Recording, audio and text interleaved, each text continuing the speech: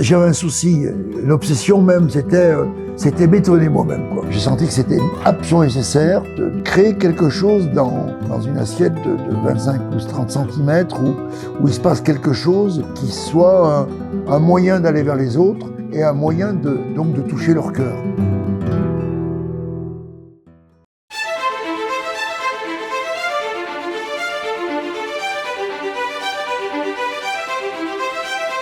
Aujourd'hui, on ne se rend pas compte, mais le monde de la cuisine, c'est un monde, t'es pas bon à l'école, tu feras de la cuisine. C'est devenu quelque chose de noble, c'est devenu quelque chose de chic, c'est devenu quelque chose de, entre guillemets, de tendance. D'ailleurs, c'est presque trop, je trouve.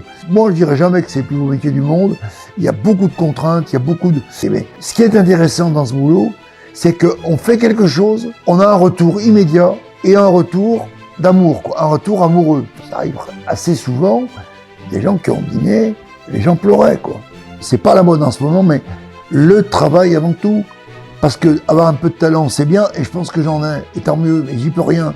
Mais si je travaille pas, c'est mort. Le repas de ce soir que l'on prépare, eh ben on y réfléchit. On a essayé d'être au service d'un événement. C'est une cuisine un peu différée.